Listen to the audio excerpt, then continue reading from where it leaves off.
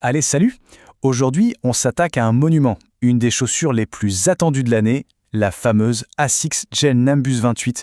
On va la décortiquer ensemble pour voir si toute cette attente en valait vraiment la peine.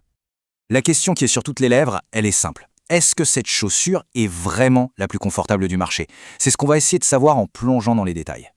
Ah, chez ASICS, ils n'y vont pas avec le dos de la cuillère. Cette phrase, c'est leur promesse. L'idée, c'est de réinventer complètement cette sensation de douceur quand on court. On demande à voir. Bon, trêve de belles paroles, entrons dans le vif du sujet. Pour comprendre comment on peut avoir l'impression de courir sur un nuage, il faut regarder sous le capot, démonter la bête pièce par pièce. En gros, il y a 3 éléments qui jouent un rôle crucial. D'abord, la tige, ce qui enveloppe le pied. Ensuite, la semelle intermédiaire, qui est vraiment le cœur du réacteur, là où tout se passe. Et enfin, la semelle extérieure, pour le contact au sol. Et la magie opère dès qu'on enfile la chaussure. Franchement, la première sensation est incroyable. La tige en tricot, c'est comme mettre une chaussette. Ça épouse la forme du pied sans jamais serrer. Et le petit plus, c'est le col du talon, super rembourré, adieu les irritations. Alors là, attention, accrochez-vous. Le chiffre est impressionnant, 65%. Le nouveau gel est 65% plus souple que l'ancienne version. C'est juste énorme, et c'est vraiment là que se situe la grosse innovation de la chaussure. Et la nouveauté, c'est que ce fameux gel, maintenant, il est à l'intérieur de la semelle. On ne le voit plus. Et le résultat, c'est que chaque foulée, chaque atterrissage est d'une douceur. C'est presque silencieux et ça absorbe un maximum de vibrations. Mais attention, le gel ne fait pas tout le boulot. Il est associé à cette mousse, la FF Blast Plus Eco. Elle apporte de la légèreté, un petit rebond qui fait du bien et surtout, la base de la chaussure est plus large.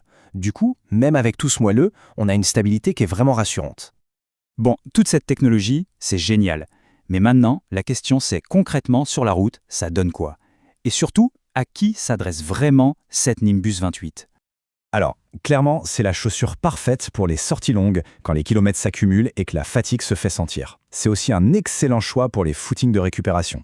Et sa protection maximale en fait une valeur sûre pour les débutants ou les coureurs un peu plus lourds qui veulent préserver leurs articulations. Par contre, il faut être très clair, ce n'est pas une chaussure de compétition. Si l'objectif c'est de faire un chrono sur un 10 km, il vaut mieux l'oublier.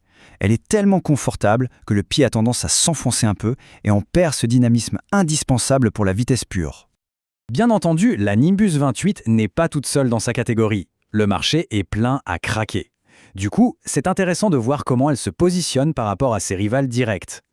Si on regarde ce tableau, on voit bien que tout est une affaire de curseur.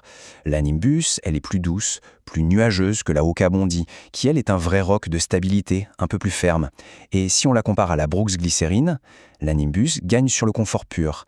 Mais la glycérine a un peu plus de répondant, elle est plus dynamique. Bon, après avoir passé tout ça en revue, il est temps de rendre le verdict. Est-ce que la Nimbus reste la reine du confort? Pour résumer, les points forts sont vraiment évidents. Un confort d'accueil royal, une absorption des chocs qui est juste bluffante, une super stabilité et une durabilité qui a l'air au rendez-vous. Pour les points faibles, on l'a dit, elle n'est pas faite pour la vitesse, elle peut tenir un peu chaud l'été, et oui, son prix est assez élevé. En fait, cette phrase résume absolument tout.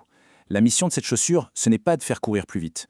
C'est de permettre de courir plus longtemps, plus souvent, et surtout sans se faire mal.